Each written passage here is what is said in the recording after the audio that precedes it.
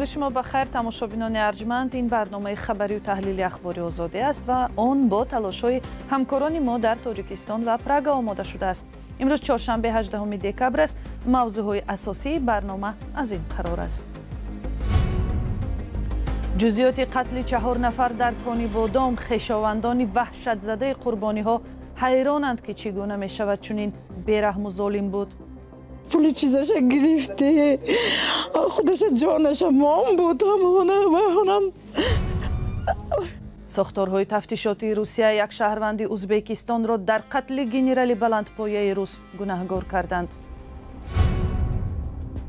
در تاجیکستان پیشنهاد دارند به زنان خانه‌نشین مزد کار داده شود.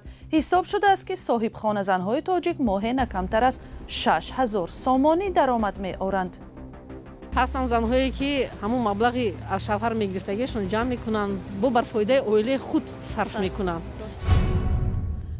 با گذشت 3 روز از قتل 4 نفر دیگر در کانی بادام، فرضیه‌های مقامات درباره این جنایت اعلان نشده است. خویشاوندان قربانیان هم خون میگیرند. شب 15 به 16 دکبر در دهه حصارک در 2 عائله 4 نفر کشته شد. هفته پیش 6 عضو یک عائله را در شوراب قلعه کشته پیدا کردند. فرزان محمدی با همسایگان و خویشاوندان قربانی‌های اخیر صحبت کرد.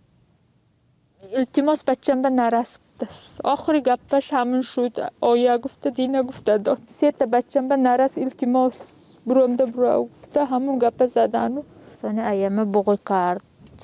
من بالاشان ایم داد گفته وای کرد که من بیدار شدم. آیا گفته داد سن. این نقلی همسایگان غیب‌الله و زرنگار مجیدوف هاست که شب 15 به 16 دکبر به طور مرموز جان باختند. در شب حادثه 3 فرزند آنها جان به سلامت بردند و آنچه را که دیدند به ساکنان و مقامات گفتند. دختر کلانی آنها 7 ساله، میانیش 4 ساله و خرده‌اش 1.5 ساله است. به گفته آنها والدینشان با حملگران درگیر شده مقاومت کردند. دوتا گفت که مسکه سیاه پشتگی آیا گفته داد نمیدونم. تیلای پولمایه همشه پفته میانه و گفته دختر چشم خیل گفت. ایام سانی وشل کمی دستش با آمدمان دمون کتی زده همون دوتا مرد که گفت. پیوندان عائله مجیدوف ها میگویند غیب‌الله مجیدوف 35 ساله و زرنگار مجیدوف 28 ساله زن و شوهر مهربان بودند و با اهل دهه مناسبت خوب داشتند.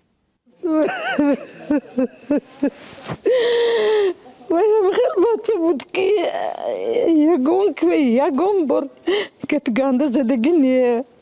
انا خیلی بچه بود همه ما وی نغز میدیدیم کلینده ما آوای نغز بود. غیب‌الله مجیدوف صاحبکار بوده یک زندگی میانه حال داشت. چند سال پیش عمارت نو ساخته در کنار دهه حصارک شهر کانی بادام همراه عائله‌اش حیات مستقلانه بنیاد کردند. پول چیزش گرفته، خودش جانش مام بود، همونم یگان زدک زایده که میاد یگان چیزی وای می وحشی می ما همون به حیران. در دوری تقریباً 500 متر از حولی عائله مجیدوف در آن شب 2 عضو عائله شاکروف نیز به قتل رسیدند. عایشه شاکروف 70 ساله نفقه‌خور بوده، جولان شاکروف 44 ساله به مهاجرت مهنتی می رفته است. در روز سبت این گزارش در خانه آنها به جز از تفتیشگران پیوندان و نزدیکانش نبودند و جزئیات مرگ مادر و فرزند معلوم نیست. مقامات تا این لحظه درباره این حادثه هیچ شرح نمی‌دهند. رادیوی آزادی برای گرفتن شرح رسمی حادثه به شهرداری کانی بادام و دفتر مطبوعات وزارت کارهای داخلی تاجیکستان مراجعت کرد ولی پاسخ دریافت نشد. دهه حصارک یا سابق قرغانچه یک دهه خورده در نزدیکی مرکز شهر کانی بادام است. با رخداد حادثه نوی مرگ ساکنان اینجا بعد از ماه مارس امسال درباره کشته شدن اعضای دست کم 6 عائله در شهر کانی بادام گزارش رسید. انگیزه کشتارها ناروشن مانده، عاملان بازداشت نشدند. رئیس ولایت سوخ به کشتار چند عائله در شهر کانی بادام واکنش کرده گفته است تفتیش این حادثه ها تحت توجه رهبریت دولت قرار دارند. در خبرنامه رسمی آمده است که در کانی بادام ستاد و نوبتداران اختیاری تشکیل شده در کوچه ها دوربین های نظارتی گذاشته می شود. ولی دفتر مطبوعات رئیس ولایت سوق درباره شمار قربانیان کشتارهای اخیر در کانی بادام و اینکه چرا گناهکاران پیدا نشده‌اند چیزی نگفته است. فرزا محمدی، رادیو آزادی، شهر کانی بادام. مقامات انتظامی روسیه گفتند که یک شهروند ازبکستان را با اتهام قتل گنرال بلند مقام ایگور کریلوف دستگیر کردند. تفتیشات گفته است که این مهاجر را خدمات امنیتی اوکراین راهنمایی کرده و به او برای قتل فرمانده نیروهای اتمی و کیمیایی روسیه $100,000 وعده شده است. جزئیات دیگر در گزارش مومن احمدی. ترکیش در قلب مسکو، پایتخت روسیه. در این ترکیش این مرد گنرال ایگور کریلوف کشته شد. او را اوکراین جنایتکاری جنگی می‌داند. مقامات روسیه انگشت اتهام را سوی اوکراین بلند کردند و این شهروند 29 ساله ازبکستان را با گمان انجام ترکیش بازداشت کردند. رسانه‌های روسیه از او احمد قربانوف نام بردند. در نوار فیسبوک خدمات امنیتی فدرالی روسیه او میگوید این کار را با دستور مقامات اوکراین انجام داده است. معلوم نیست ویدیو در چه شرایطی ثبت شده است. بارها دروغگویی مقامات روسیه آشکار شده است. از این رو به این فرضیه مقامات روس با شبهه نگاه می شود. مقامات روس میگویند او بمب خودساخت را در سکوتر جاسازی و در نزد خانه گنرال گذاشته بوده است. برای انجام این حمله به اجرا کننده ترکیش جایزه پولی در حجم $100,000 آمریکایی و زندگی در یک کشور اروپایی وعده شده بود. شخصیت افرادی که در این جنایت دست دارند آشکار کرده می شود. مقامات روس و رسانه‌های روس به ملیتی بازداشت شده تاکید دارند. در گذشته چنین اشاره که تاجیکان در حمله کراکوس دست دارند، فشار بالای مهاجران تاجیک را افزایش داده بود. حالا معلوم نیست که با تاکید بر شهروندی بازداشت شده مقامات روس چی می‌خواهند. آنها وعده قصاص دادند. ما باور داریم که همه فرمایشگران و اجرا کنندگان قتل ایگور کریلوف پیدا و جزا داده می شوند که هست و در کجای هم که نباشد. اوکراین رسما درباره قتل این فرمانده روس چیزی نگفته است، ولی یک منبع در خدمات امنیتی این کشور بر رادیو آزادی گفت که ترکیش نتیجه عملیات مخصوصی آنهاست. قتل کریلوف 54 ساله یک روز بعد آن رخ داد که دادستانی اوکراین او را به استفاده از سلاح کیمیایی علیه نیروهای اوکراینی متهم کرد. سهم مهاجران در رشد جامعه و اقتصاد و پیشرفت کشورها بسیار مهم است. گفت دبیر کل سازمان ملل متحد آنتونیو گوترش به مناسبت روز مهاجران که امروز 18 دکبر جشن گرفته می شود. مهاجران تاجیک هم یک نیروی پیشبرنده اقتصاد می باشند و درآمد آنها را در زندگی جامعه هایشان بسیار مهم می دانند. محمود جان رحمتزاده از باسه گزارش می دهد. این بنگاه طبی دهه جورز ناحیه واسه تازه به استفاده داده شد. تا سال گذشته ساکنان دهه مجبور بودند برای طبابت به بنگاه طبی دهه همسایه روند. با مشورت بزرگان دهه تصمیم گرفتند که بنگاه طبی نو بنیاد کنند.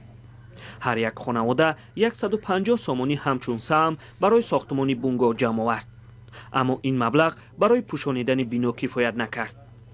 سفر جیان قابیلوف یکی از ساکنان دهه به روسیه سفر کرده جوانان دهه را جمع آورده از آنها در بنیاد بنگاه کمک خواست. خیلی گفتیم که بچه‌ها اینم خیلی اودیسه کار ما یک بنگاه طبی ساخته استیم مبلغ نمیرسد. بعد بچه‌ها گفتن که اگر چند تا مبلغ در کار من تو خبر نمیدونم چند تا مبلغ یکی گفتن همین بیماری تو نبرسونه. اکنون ساکنان دهه جورز برای گرفتن خدمترسانی طبی به دهه همسایه نمی روند. آنها به مهاجران اظهار سپاس می کنند. امروز مهاجران نه تنها تامین کننده خانواده خود بلکه آبادگر دهه نیز هستند. در آبادی این دهه نه یک نسل مهاجر بلکه نسل های دوم و سوم نیز سهم گذاشته اند. بابا اورازوف که تا سال 2011 در مهاجرت بود حالا فرزندانش جایگزین او شده اند. دو کفری که در همین دهه ما قرار دولت بود دو تشم هم بچه‌ای که مهاجرت هم هشای همه کسک ساختن بود کردن. ساکنان جورز نیت دارند با دستگیری مهاجران راه اساسی دهه را اسفالت پوشت کنند. маблағ барои ин корро муҳоҷирон ҷамъ оварда ба Меҳроҷиддин Нуронов супоридаанд. Меҳроҷиддин ки 32 сол дорад, талхии муҳоҷиратро аз синни 19-солагӣ чашидааст. ӯ соли 2022 аз Русия ихроҷ шуд ва аз он замон дар Тоҷикистон ба сар мебарад. мегӯяд ки агар имрӯз онҳо коре анҷом надиҳанд, фардо касе дигар барои онҳо намекунад. ҳама каса маслиҳат кардем ки дар ҳамин деҳа як трансформатори нав монем. мақсадияти ҳама каса занг задем бачаҳое ки дар муҳоҷирати меҳнатиянд Россия маслиҳат кардем ки мешава ки ҳамхари трансформатори нав бихарем монем. гуфтем чӣ ба намешава. ҳама каса ҷамъ када як группа када сум ҷамъ када трансформатори нав мондем. як семо шид. маблағи хариду насби трансформатор 80 000 сомониро ташкил дод. охирин ташаббуси муҳоҷирон бунёди даромадгоҳи деҳа буд ки бо маблағи 60 000 сомонӣ анҷом ёфт. имрӯз дар деҳаи Ҷавриз 583 хоҷагӣ бо 4261 нафар зиндагӣ мекунад. аз ҳар хонавода то 2-3 нафар дар муҳоҷирати меҳнатӣ қарор доранд. мақомоти ноҳияи восе саҳми муҳоҷиронро дар ободии ин деҳот муҳим арзёбӣ мекунанд. маҳмудҷон раҳматзода, озодӣ, аз деҳаи Ҷавризи ноҳияи восе. занҳои хонашин ҳам як нирӯи муҳими пешбарандаи иқтисоди хонаводаҳо мебошанд, чунки рӯзи дароз барои маишати хонавода ва тарбияи фарзандон заҳмат мекашанд, аммо пуле намегиранд.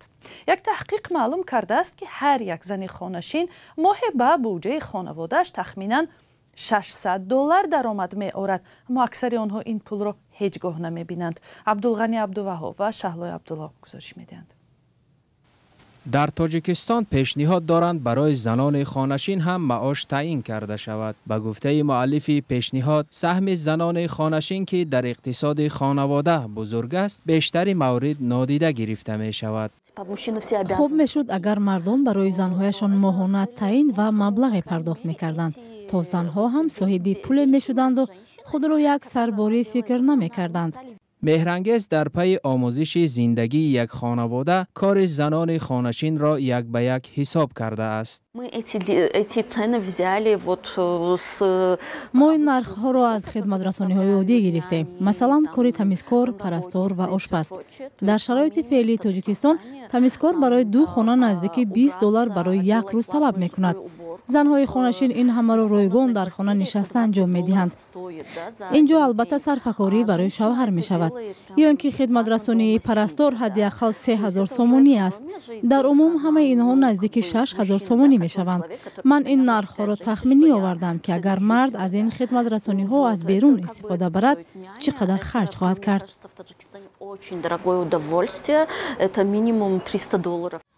пурсиши сари роҳи радиои озодӣ нишон дод ки аксари мардон ба ин пешниҳод чандон розӣ нестанд. мардак ҳозир дар шароити ҳозира ҳамон қапуле кор менад ки ҳамон хоҷагиша мисол 100% не мумкин 50-60% 70% таъмин кунад. ҳамин қадр бо оилаga якҷо пайдо мешавад. мардак ҳаст кор мекунад худи $600 намеовад, якҷо меовад.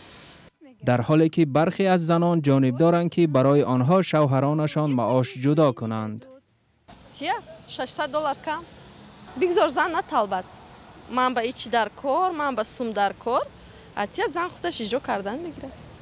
ҳастанд занҳое ки ҳамун маблағи аз шавҳар мегирифтагиашон ҷамъ мекунанд, бо бар фоидаи оилаи худ сарф мекунанд. бонки ҷаҳонӣ ҳам дар як арзёбии худ гуфта буд ки саҳми занон дар даромади нохолиси миллии Тоҷикистон 4/1 ҳаҷми умумиро медиҳад. ба ҳисоби мутахассисони банк, дар Тоҷикистон 69% занони қобили кор бепул кор мекунанд, дар ҳоле ки шумори ин гурӯҳи мардон 49% будааст. шумо ҳам назари худро ба ин мавзӯъ баён кунед, бинандагони арҷманд, ва ташаккур ки то ин лаҳзаҳо бо мо будед. хабару гузоришҳои аз ин бештарро ҳамеша метавонед дар вебсайти озодӣ.орг ва саҳифаҳои радиои озодӣ дар фейсбуку, инстаграм, иксу телеграм, тиктоку ютуб дастрас кунед. худо нигаҳбон.